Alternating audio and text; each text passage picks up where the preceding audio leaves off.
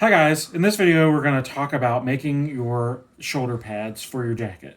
Now you have pre-made shoulder pads which are perfectly fine, but they don't have any sort of shaping to help them go around the shoulder the way that a well-constructed, as your lovely book likes to say, well-constructed shoulder pad will. So I'm going to show you the steps that you can take to either make your own or use the shoulder pad that you already have and make it work more appropriately for what you have. So what I have done is use the pattern from the back of the book.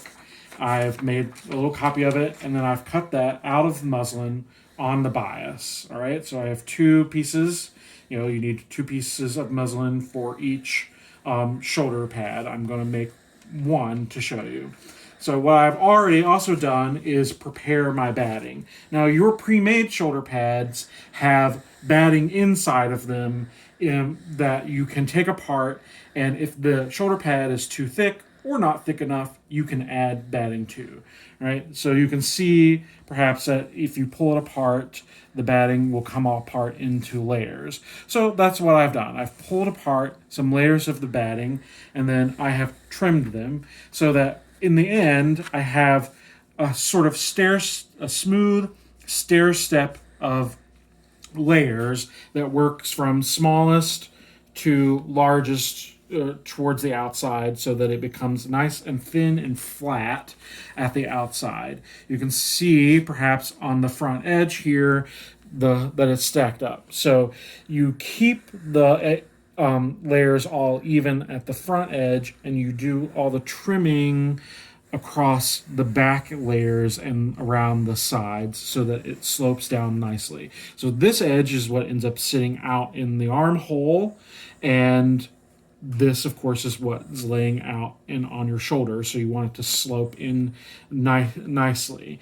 So after you to determine thickness, I would say that you want for the style of jackets that we're making, about 1/2 of an inch of thickness when you apply pressure to the front edge in the center. So you may be able to see, right, that there is about 1/2 an inch. It's more like an inch when it's relaxed, and then when it's flattened, there's about 1/2 an inch there. If you want a more substantial shoulder pad, obviously you would make it thicker. If you need slightly less or a thinner shoulder pad, you make it thinner. It's going to end up getting smashed down in the process of pad stitching. So I'm going to lay my graded layers down onto one piece of muslin. If you notice, I've made little indications about where the center of the shoulder pad muslin is. I just folded it in half and made little marks. Knowing where the center is will be helpful in lining it up and things inside of the jacket. So now I'm going to cover the other side. This becomes the top, the side that is the flattest. This ends up being the bottom with the layers arching around. You're going to, just to start, in about the center, both crossways and lengthwise, just baste the layers together. Fairly large basting stitches are perfectly fine here, but make sure you're going through all the layers so you're holding it together while you work with it, because you're going to do some pad stitching in the next steps. You don't need back stitches or anything like that. Just let it exist. All right. Again, now I'm going to go lengthwise, fairly large stitches through all the layers. So I'm holding it together. Pause the video. Okay, so I've basted my layers of the shoulder pad together. So this is going to allow me to then go ahead and work on doing the pad stitching. So to do the pad stitching, I'm going to start at the center and work towards the front edge first, and then I'll come back and work at the center and from the center towards the back edge. What I'm going to do is take the shoulder pad and sort of fold it over so that I'm starting to create the shape of going around the shoulder, okay? And doing this essentially shortens the top layer and lengthens the outer layer, as you can see. So here, where I'm going to start pad stitching, I'm going to go do a nice back tack. So I'm really holding those layers together and pulling it, all right? Then maintaining this sort of rolled shape, I'm going to now do tailor tacks, right? This is my pad stitching, just like you've done on the lapel, on the layers of the canvas and stuff like that.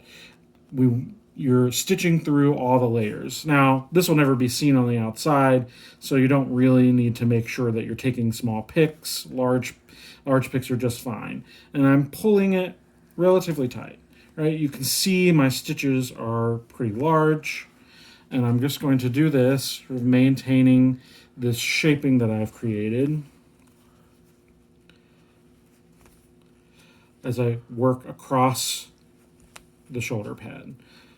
Keeping, again, this shaping, I'm just adjusting it as I go to maintain the roll. Just like when you were doing the lapel, you want to maintain the shape that you're trying to create as you do the pad stitching on these, so that you end up with a finalized shape. It's stitching it in there for you. Later, we'll do some pressing that will reinforce it and all of that. Right? If you run out of thread, just start again in your next row with a new piece of thread. All right, now I've finished pad stitching all the way across to the front. You'll notice I left a little space from the edge of my stitches to the front edge here, and then I've stitched back from the center around the back. I'll say I've pulled a little tightly here on this last row of stitching. You can see a severe amount of sort of puckering. Do not do that. Keep your stitches a little bit more loose, more like what I've done here. Now, it does create ridges. That is a necessary sort of part of it. You're stitching and padding, so you're going to create sort of lumps and bumps, which doesn't really matter in the end because it'll get smoothed over by being underneath the layers of the jacket and the lining and all of that.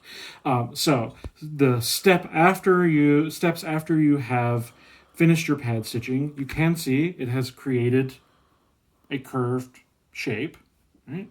Is sort of cupping around, and you can see that it will then want to lay over the shoulder a little bit better, right? It takes the shape of the shoulder some.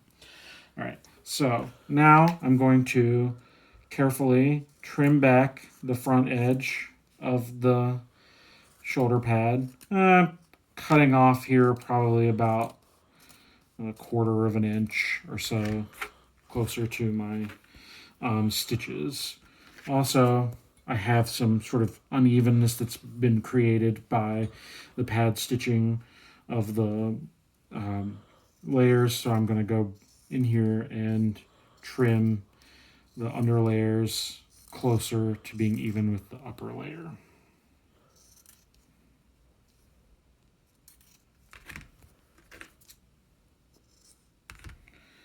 All right, the final step then is to press your shoulder pad.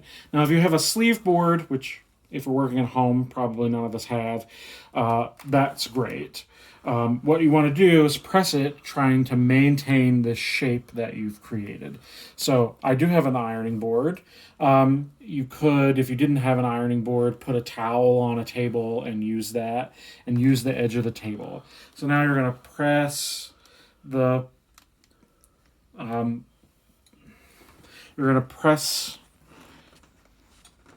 shoulder pad. I'm sort of doing it from both sides here, maintaining that shape that you've created, helping to reinforce these curve that you've just spent time making. This pressing is going to shrink up the muslin a little bit, though you should have pre-pressed it if you were making your own, and surely the shoulder pads you have been made of pre-shrunk materials, right? So I just let it sort of hang off the edge, or I reinforce the shape as I press it, right? So this helps sort of meld all the layers together, shrinks up the stitching a little bit, and then you have a well-made, well-constructed shoulder pad that we will be ready to insert into our jacket when the time comes. For the next steps in our process, we're going to use these in our fitting. So after you've basted your jacket together, you'll insert these in to the shoulder without sewing it in place, and we'll do our fitting with our made and pad stitched shoulder pads. That is the lesson on shoulder pads.